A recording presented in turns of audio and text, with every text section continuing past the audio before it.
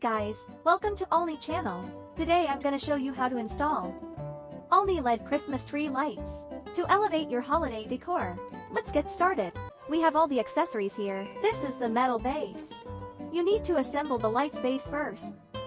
Just insert the bottom rods into this metal base. Then, tighten the screws to ensure they remain stable during use.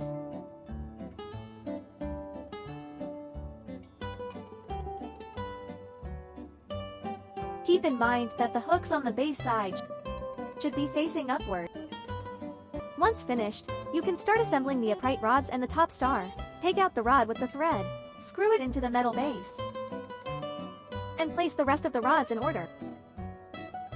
Now, you can move on to the top star installation.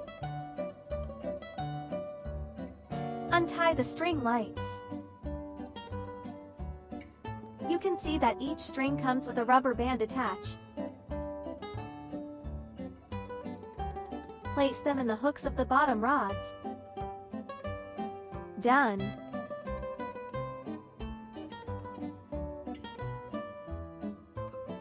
Now you can enjoy the festive glow of Ollny solid, multicolor LED Christmas tree lights.